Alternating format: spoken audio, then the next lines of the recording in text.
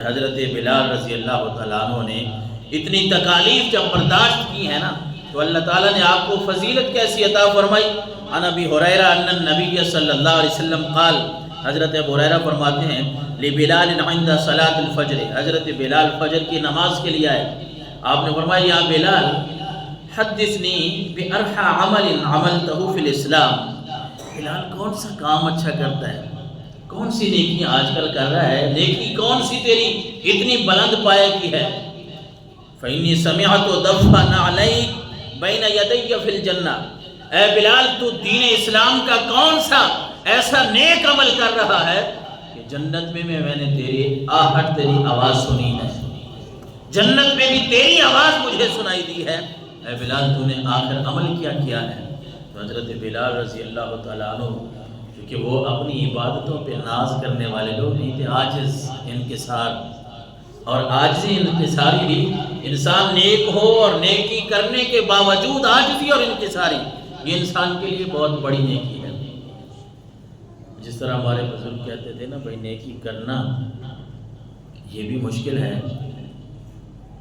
لیکن نیکی کر کے اس کو بچانا، اس کی حفاظت کرنا یہ اس سے بھی مشکل ہے۔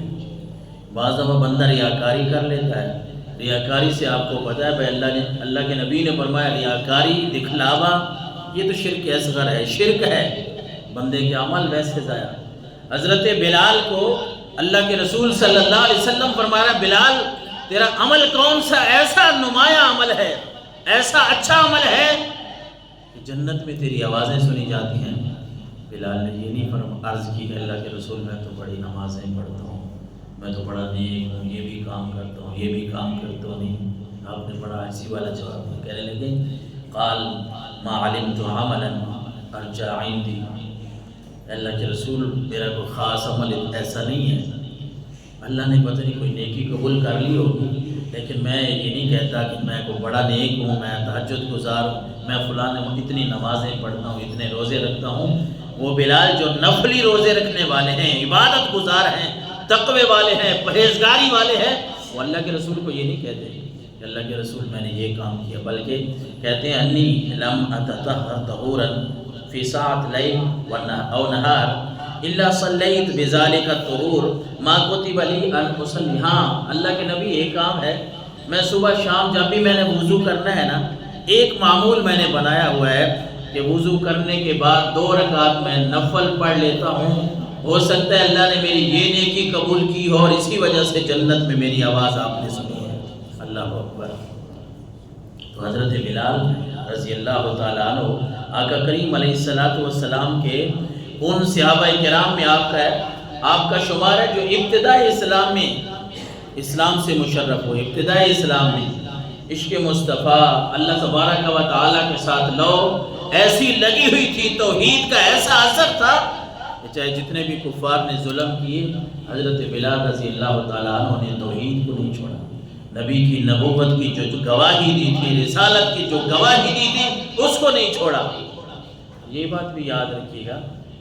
کچھ کتابوں میں حضرت بلال رضی اللہ تعالیٰ عنہ کی عام کتابوں میں ان کی جو شکل و صورت کے حوالے سے کچھ باتیں لکھی جاتی ہیں کہ وہ اس طرح کے سیاہ رنگ کے تھے، فلاں تھے، ڈمکا تھے، اتنی بھی بات نہیں، بلکہ صحیح مستند کتابوں میں جو بات میں نے بڑی تحقیق سے پڑھی ہے وہ یہ ہے کہ آپ کا رنگ گندمی تھا، گندمی رنگ کے آپ تھے، یعنی ہمیں جو بیان اکثر طور پہ جو ذاکرین کی اس پہ کرتے ہیں، ان کی نقل کر کے بات کر رہے ہوتے ہیں، نعوذ باللہ وہ تو اس طرح محسوس ہوتا ہے جس طرح ان کی کوئی شکل ایسی تھی کہ وہ بہت ہمیں اور طرح کا معلوم ہوتا ہے، لیکن آپ کو پتہ ہونا چاہیے کہ حضرت بلال رضی اللہ تعالیٰ عنہ آپ کی شکل جو ہے، آپ کی صورت وہ گندمی رنگ کی تھی، زیادہ گندمی رنگ والے آپ تھے، گہرا رنگ گندمی رنگ تھا آپ کا، جو کتابوں میں لکھی بات ہے، جو عربی کتب اصل ہیں ان میں جو بات ملتی ہے۔ اور حضرت بلال رضی اللہ تعالیٰ عنہ وہ صحابی ہیں حضور علیہ السلام کے صحابی بھی ہیں اور پہلے مؤذن بھی ہیں، آپ کی آواز بڑی خوبصورت تھی اور اونچی آواز تھی، پہلے امام وہ بھی سرکار دو عالم صلی اللہ علیہ وسلم، اور جب اذان کا حکم ہوتا ہے حضور نے فرمایا بلال کو اذان سکھاؤ، بلال نے اذان دینی، بلال کو اذان سکھاؤ، یہ بلال اذان دے گا، کیونکہ جب اذان کا حکم نہیں تھا مسلمان اللہ کی عبادت کرتے تھے، سرکار دو عالم صلی اللہ علیہ وسلم نے دیگر صحابہ کرام نے دیکھا کہ باقی جو مذہب کے لوگ ہیں کوئی گھنٹی بجاتا ہے مسلمانوں کے علاوہ جو مذہب کے ہیں، پھر ان کی ایک نشانی ہے کہ وہ اس کے لیے اپنی عبادت کے لیے جمع ہو جائیں، کوئی آگ جلاتا ہے، کوئی اپنا کوئی کرتا ہے، کوئی سور پھونکتا ہے۔ تو سرکار دو عالم صلی اللہ علیہ وسلم کو صحابہ کرام نے مشورہ دیا ہمارا بھی کوئی ایک نشان ہونا چاہیے، ایک ایسی علامت ہمیں پتہ چلے کہ اب ہماری عبادت کا ٹائم ہو گیا۔ تو اللہ تبارک و تعالیٰ نے یہ اذان کے کلمات کئی صحابہ کرام کو سکھا دیے خواب میں، اور پھر جب آپ صلی اللہ علیہ وسلم کو صحابہ کرام نے بتایا کہ اللہ کے رسول یہ اللہ اکبر اشہد ان لا الہ الا اللہ اشہد ان محمد رسول اللہ، یہ حی علی الصلاۃ حی علی الفلاح، یہ میں نے الفاظ سیکھے ہیں، مجھے یہ سکھائے گئے ہیں۔ تو اللہ کے رسول صلی اللہ علیہ وسلم نے فرمایا بلال کو بلاؤ۔ حضرت بلال ہے، آپ نے فرمایا سارے جملے جو ہیں وہ بلال کو سکھا دو، سب سے پہلا جو مؤذن بنے گا وہ بلال ہی ہوگا۔ اور بلال نے اللہ اور اس کے رسول کی آواز جو ہے وہ سب سے پہلے بلند کی۔ حضرت عبداللہ بن مسعود رضی اللہ تعالیٰ عنہ کہتے ہیں کہ حضرت بلال رضی اللہ تعالیٰ عنہ پہ جو ظلم ہوا، حضرت ابوبکر صدیق رضی اللہ تعالیٰ عنہ نے رضی اللہ تعالیٰ عنہ نے دیکھا اور آپ کو سوچا کہ آپ کو آزاد کروایا جائے۔ ان کے مالک سے جب بات ہوئی وہ مانتے ہی نہیں تھا، جس طرح غلامانہ تصور تھا، وہ سمجھتا تھا اصل تو جو بغض اور حسد تھی وہ یہ اسلام کے ساتھ تھی، توحید کا کیوں نام لیتا ہے۔ لیکن حضرت ابوبکر صدیق رضی اللہ تعالیٰ عنہ نے آپ کو آزاد کروایا، پیسے دیے، اس کے بدلے میں کوئی ایک غلام بھی دینا پڑا، ایک روایت کے مطابق آپ نے وہ بھی دیا۔ لیکن حضرت بلال چونکہ اب اللہ اور اس کے رسول کے غلام بن چکے تھے، اس لیے حضرت ابوبکر نے خرید کر آزاد کر دیا۔ اور پھر حضرت ابوبکر صدیق رضی اللہ تعالیٰ عنہ کا ایک قول ہے، آپ کہتے ہیں کہ غلامی ایسا تصور ہوتی ہے، ایسا خیال ہوتی ہے کہ میرے گھر میں بلال رہتے ہیں، کوئی کام کاج میرے ساتھ کروا لیتے ہیں۔ میں نے ایک دفعہ حضرت بلال کو کہا کہ بلال ایک کام کرنا ہے بڑا مشکل، بڑا اوکھا کام ہے، کر لیں گے، آپ تیار ہیں؟ تو حضرت بلال نے کہا جی حضور میں تیار ہوں، میں کر لوں گا۔ حضرت ابوبکر صدیق کہتے ہیں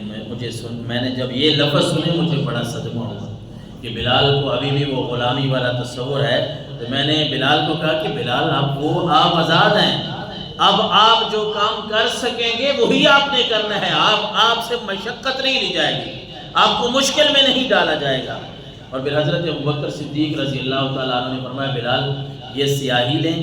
یہ قلم ہے آپ کے پاس، آج کے بعد آپ نے اللہ رسول کی باتیں لکھنی ہیں، سیکھنا ہے، تعلیم اور تعلم کا کام کرنا ہے، وہ پرانی باتیں بھول جائیں، آپ اللہ اور اس کے رسول کے اب غلام بن گئے ہیں، تو اب اللہ اور اس کے رسول کی غلامی ہی آپ نے اپنا لی۔ دامن مصطفیٰ سے جو لکھتا یگانہ ہو گیا، دامن مصطفیٰ سے جو لکھتا یگانہ ہو گیا، جس کے حضور ہو گئے اس کا زمانہ ہو گیا۔